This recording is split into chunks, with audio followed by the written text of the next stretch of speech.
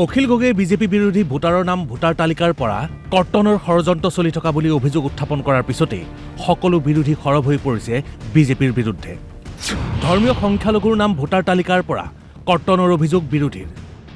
উচ্ছেদিতৰ নাম কৰ্তনৰ অভিযোগ AIUDFৰ। অবৈধ নাগৰিকমুক্ত ভোটাৰ তালিকাৰ দাবী সদৌ অসম ছাত্ৰ সন্থাৰ। সদৌ অসম ছাত্ৰ সন্থাৰ অভিযোগ 1985 চনৰ পৰাই বিসংগতিপূৰ্ণ ভোটাৰ তালিকাৰে নিৰ্বাচন অনুষ্ঠিত হৈ আহিছে অসমত।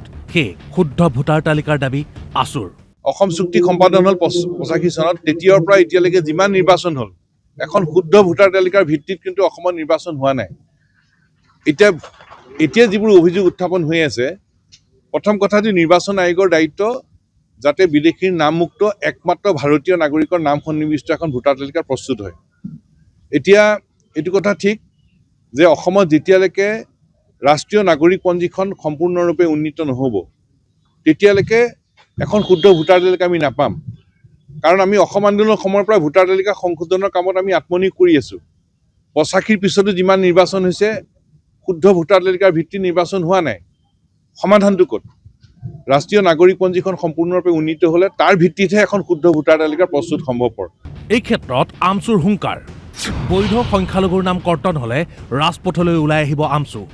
বিজেপি দলে যদি ভাবিছে যে 22 তাৰিখে লক্ষ লক্ষ মানুহক তেওঁলোকে কৰ্তন কৰি নিজৰ আগন্তুক নিৰ্বাচনৰ বাবে নিজৰ পথ সুগম কৰি ল'ব, তেতিয়াহ'লে কিন্তু সেইটো সম্ভৱ আমি হ'বলৈ নিদিওঁ।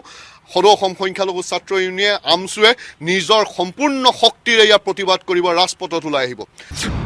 AIUDFৰ একেই হুংকাৰ। বিজেপিৰ বিৰুদ্ধে আৰম্ভ কৰিব লাগে আন্দোলন।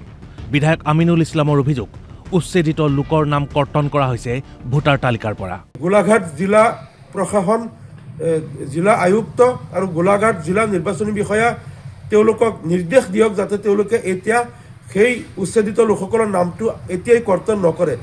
8 নম্বৰ ফৰ্মযোগে তেওঁলোকৰ নাম যেতিয়া নতুন ঠাইলৈ ট্ৰেন্সফাৰ হ'ব তাৰ পিছত যাতে নামবিলাক কৰ্তন কৰে। এনেকৈ হাজাৰ হাজাৰ লোক বৰ্তমান বিপদত পৰি গ'ল যিসকলৰ নাম ভোটাৰ লিষ্টত এতিয়া নুঠিব। গুৰুতৰ অভিযোগ উত্থাপন জাতীয় পৰিষদৰ সভাপতি লুৰিণজ্যোতি গগৈৰ। সংবাদ মাধ্যমত সদৰি কৰা মতে কোন কোন সমষ্টিত ভোটাৰৰ নাম কৰ্তন কৰিব বিচৰা হৈছে তালিকা আছে লুৰিণজ্যোতি গগৈৰ হাতত। অসমৰ্থিত সূত্ৰত গম পাইছিলোঁ যে 31টা এনেকুৱা সমষ্টি আছে য'ত তেওঁলোকে মুছলমান জনসংখ্যা য'ত 27%ৰ পৰা 40%। তাত 10,000 মুছলমান ভোটাৰক কাটিবৰ কাৰণে তেওঁলোকে নিৰ্দেশনা প্ৰেৰণ কৰিছে। মোৰ তালিকাসমূহ আছে, মোৰ কোন জিলাত কোনবোৰ সমষ্টি আছে। এটা সমষ্টি মই ক'ব পাৰোঁ যেনেকৈ ৰঙা নদী, লখিমপুৰ জিলাৰ ৰঙা নদীটো সেই লক্ষ্য লৈছে। তাত কাৰণ এটা এনেকুৱা ভৱিষ্যত নিৰ্ণয় কৰিব পৰা ধৰণৰ মুছলমান ভোটাৰ তাত আছে 30,000 পৰা 40,000। গতিকে তাতো 10,000 কাটিবলৈ, সেইটো মই ভিতৰুৱাকৈ খবৰ পাইছোঁ। বিজেপিয়ে ডিনাই কৰিব, কিন্তু ভিতৰুৱা খবৰ তালিকাখনো মোৰ লগত আছে। Bureau' report DY365।